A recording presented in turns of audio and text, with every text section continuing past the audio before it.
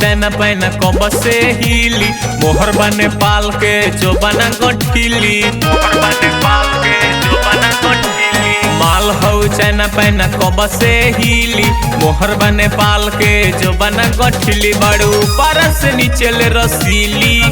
और रसीली और रसीली लगलू तू छैल छबिली लगलू तू छैल छबिली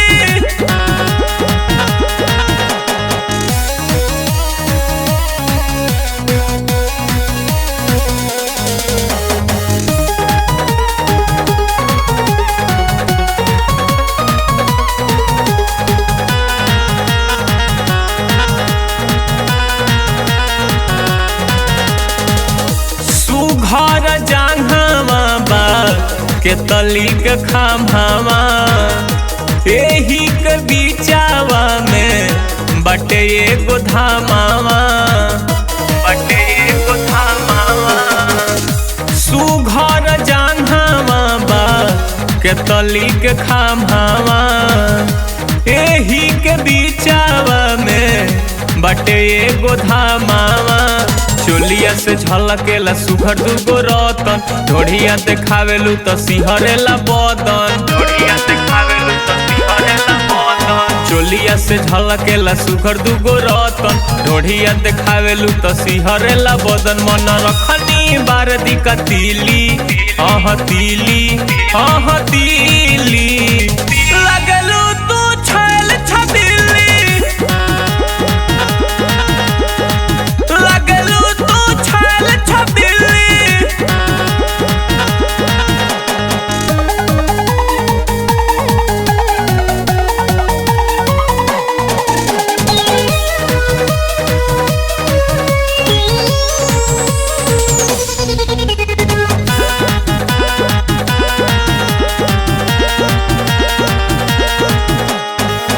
आँखी से पिया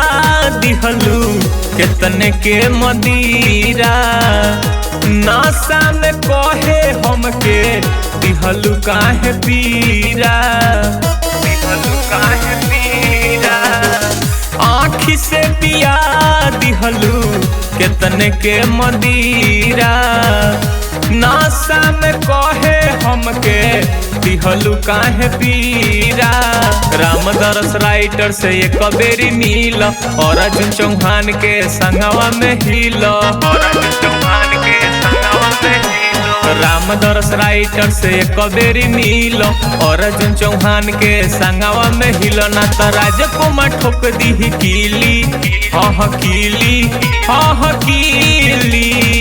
लगलू तू छैल छबिली लगलू तू छैल छबिली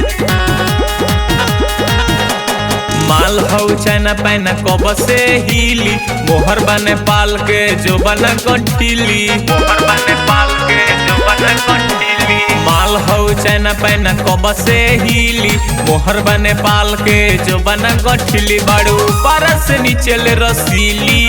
और रसीली और रसीली